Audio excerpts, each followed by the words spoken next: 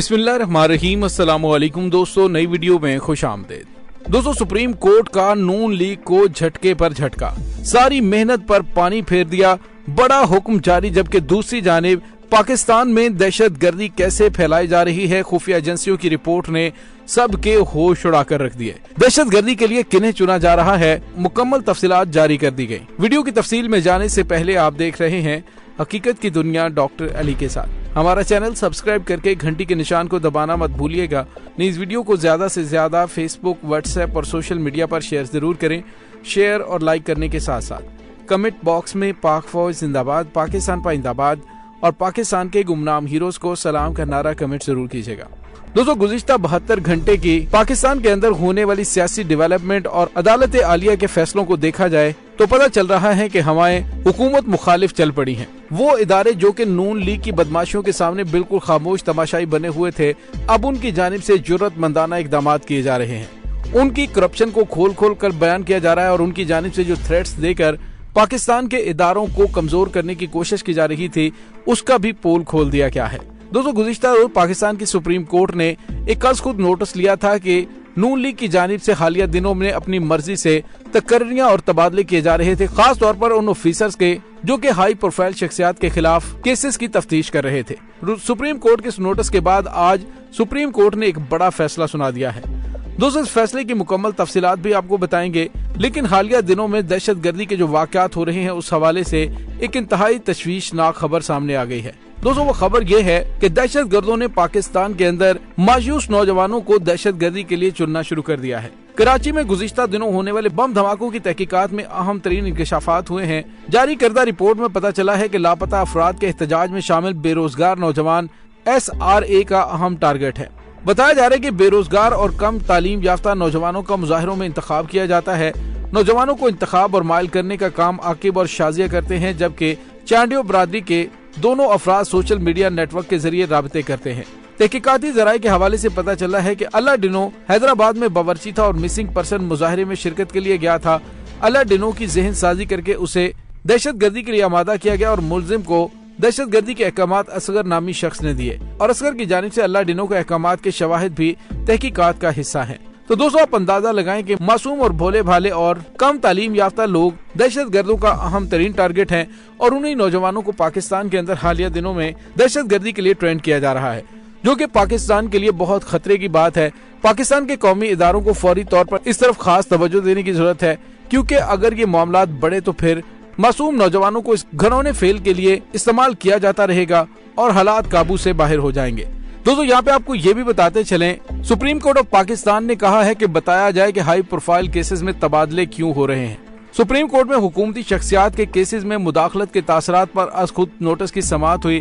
Chief justice Umar अताब Bandial की सरबराही में 5 रुकनी larger bench ने आज खुद नोटिस की समाअत की और सुप्रीम कोर्ट में अटार्नी जनरल अशर उसाफ पेश हुए और चीफ जस्टिस उमर अताब बंदयाल ने अटार्नी जनरल से इस्तफसार किया कि क्या आपने पेपर बुक पढ़ा है। अटार्नी जनरल ने जवाब दिया, जी मैंने पेपर बुक पढ़ा है। पेपर बुक जज की जानिब से मुदाखलत के बारे में है। चीफ जस्टिस उमर अता ने अटार्नी जनरल को हदायत की कि नोटिस लेने की जो वजूहात हैं वो सफा नंबर 2 पर मौजूद हैं। पेपर बुक नंबर 2 में DGFI सनाउल्लाह अब्बासी और डॉक्टर रिजवान की मौत का जिक्र मौजूद है। आज खुद नोटिस केस में तैयार की गई पेपर बुक में मुख्तलिफ अखबारात के तराशे शामिल थे। चीफ जस्टिस उमर अताब बंदयाल ने रिमार्क्स देते हुए कहा कि लाहौर में एक केस के दौरान FIA के इस्तगासा को पेश न होने की हदायत की गई। हम आपसे गारंटी चाहते हैं कि इस्तगासा का इदारा मुकम्मल आजाद होना चाहिए। ऐसा क्यों हुआ? DGFI जो खैबर पख्तूनख्वा के IG थे, उनका तबादला क्यों किया गया? डॉक्टर रिजवान काबिल ऑफिसर थे, उनको क्यों हटाया गया? ये सब पेशरफ बज़ाहिर क्रिमिनल जस्टिस सिस्टम में मुदाखलत के मुतरादिफ है। चीफ जस्टिस उमर अताब बंदयाल ने अटार्नी जनरल को हदायत दी कि अब इस सारी सूरत हाल का जायजा लें। ECL से 4000 से ज्यादा अफराद के नाम निकाले गए हैं। ECL से नाम निकालने का तरीकाकार क्या था? हमारे मुल्क में जो क्रिमिनल जस्टिस सिस्टम है, इसके बारे में खबरें आई। इस वक्त हम कोई राय नहीं दे रहे, हमने लोगों से रूल ऑफ लॉ का वादा किया और उसकी हिफाजत करने वाले हैं। मैं उम्मीद करता हूं कि वफाकी हुकूमत पुलिस के साथ ताउन करेगी। इन तमाम क्रिमिनल केसेस को संभाले रखना इस्तगासा की जिम्मेदारी है। इस समाअत का मकसद किसी को खफा करना नहीं। अदालत नोटिस जारी करती है। अदालत ने DGFI चेयरमैन नैब सेक्रेटरी दाखिला को नोटिस जारी कर दिए। अदालत ने हुक्म दिया कि सेक्रेटरी दाखिला बताएं कि क्यों इस्तगासा के काम में मुदाखलत करते हैं। तो दोस्तों इससे आपको अंदाजा हो जाना चाहिए कि ECL से जो नाम निकाले गए हैं वो किन किन के हैं। यानी हुकूमत की जानिब से हालिया दिनों में अपने ही नाम ECL से निकाले गए और उन तमाम लोगों के नाम निकाले गए जिनको हुकूमत मुल्क से बाहर भिजवाना चाहती है या जिनसे किसी को रास्ते से हटवाकर फौरी तौर पर उन्हें मुल्क से बाहर भिजवाने की कोशिश की जा सकती है।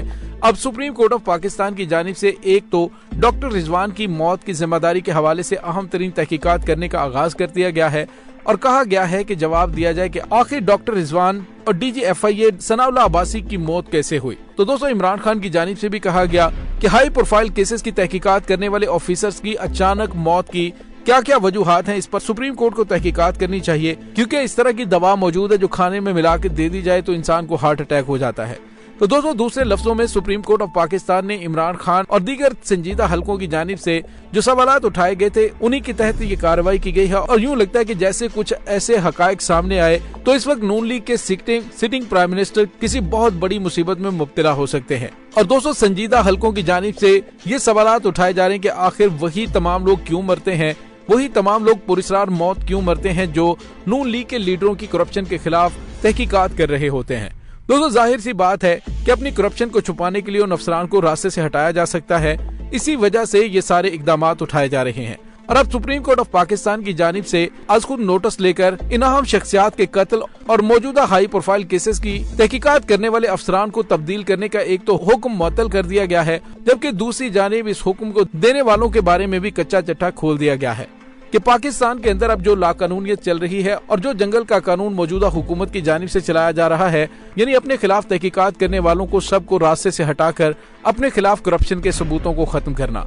लेकिन दोस्तों यूं लग रहा है कि अब तमाम इदारे भी स्ट्रांग हो चुके हैं, क्योंकि उन्हें अंदाजा हो चुका है कि अब ये हुकूमत नहीं रहने वाली। जब तक उन्हें यकीन था कि ये हुकूमत 1.5 साल तक चल सकती है तो तमाम अफसरान को अपनी जान के लाले पड़ गए थे कि उन्हें किसी वक्त भी हिट करके रास्ते से हटाया जा सकता है। जिस तरह से नायब प्रोसिक्यूटर को जान से मारने की धमकियां दी गयी, तो आज जुल्करनान की जानिब से बयान दिया गया है कि उन्हें जान से मारने की धमकियां दी गयी। पहले ये कहा गया था कि शरीफ फैमिली के खिलाफ मनी लॉन्ड्रिंग के केस की वो पैरवी नहीं करना चाहते, उन्हें इसमें कोई दिलचस्पी नहीं है। तो दोस्तों आप अंदाजा लगाएं कि इन्होंने अपने दौरे हुकूमत में कैसे इंसानों का जीना दो भर कर दिया था। अपनी करप्शन को छुपाने के लिए मासूम इंसानों की जान लेना, उन्हें रास्ते से हटाना, उन्हें थ्रेट करना, यही कुछ इससे पहले चल रहा था। अब जब यकीन हो गया है कि इम्पोर्टेड हुकूमत खत्म होने वाली है और कहा यह जा रहा है कि अगले 48 घंटों के अंदर असेंबलियां तहलील की जा सकती हैं। दोस्तों यहाँ पे आपको ये भी बताते चलें कि शहबाज शरीफ हुकूमत की जानिब से मुख्तदर हलकों से गारंटी मांगी गई है कि वो इमरान खान को रोक कर रखें, क्योंकि अगर इमरान खान को ना रोका गया तो शायद वो 72 घंटे भी ना निकाल सकें। इसलिए अगर अगले 1.5 साल तक इमरान खान को रोका जाए तो हम सख्त तरीन फैसले लेने के लिए भी तैयार हैं और उसके बाद पाकिस्तान की मुआशी सूरत हाल और दीगर मामलात को भी देखने के लिए तैयार हैं। अदरवाइज हम असेंबलियां तहलील करने जा रहे हैं। दूसरी जानिब इमरान खान ने किसी से कोई भी बातचीत करने से इनकार कर दिया है। उन्होंने कहा कि मेरा 2 टोक और वाज़ेह मौक़िफ़ है कि फौरी तौर पर इलेक्शंस का ऐलान किया जाए और इस इम्पोर्टेड हुकूमत को पाकिस्तान पर जो मुसल्लत की गई है, जिसने मेरी और मेरी टीम की हुई सारी मुआशी मेहनत पर पानी फेर दिया है, इन्होंने आगे पाकिस्तान को दिवालिया होने की हद तक पहुंचा दिया है। डॉलर 200 से ऊपर जा पहुंचा है और मुल्क की हालात इस नहज पर आ चुके हैं कि किसी वक्त भी पाकिस्तान को नुकसान पहुंचाने के लिए आलमी मालियाती इदारे की जानिब से कुछ ऐसी शराइत आयद की जा सकती हैं जिसे पाकिस्तान पूरा न कर सके और दिवालिया हो जाए। दोस्तों यहाँ पे आपको ये बताते चलें कि इस वक्त दुश्मन की सबसे बुरी नजर पाकिस्तान के एटमी हथियारों पर है। किसी तरीके से पाकिस्तान के एटमी हथियारों को काबू में किया जाए, क्योंकि इससे न सिर्फ भारत और इसराइल को खतरा है बल्कि अमेरिका और मगरबी ममालिक की जानिब से इल्जाम तक लगाए जाते हैं कि पाकिस्तान ये टेक्नोलॉजी दीगर इस्लामी ममालिक को भी दे सकता है। यानी इस तरह के इल्जाम लगाने का मकसद सिर्फ और सिर्फ यही है कि पाकिस्तान को दबाव में लाया जाए। दोस्तों इस तमाम सूरत हाल के बारे में आपका क्या कहना है, कमेंट सेक्शन में अपने ख्यालात का इजहार जरूर कीजिएगा। इसके साथ ही डॉक्टर अली को इजाजत दीजिए। इंशाल्लाह बहुत जल्द मिलते हैं एक नई वीडियो में। तब तक के लिए अपना बहुत सारा ख्याल रखिएगा। पाक फौज जिंदाबाद, पाकिस्तान पाइंदाबाद, पाकिस्तान के गुमनाम हीरोज को सलाम। अल्लाह वारिस।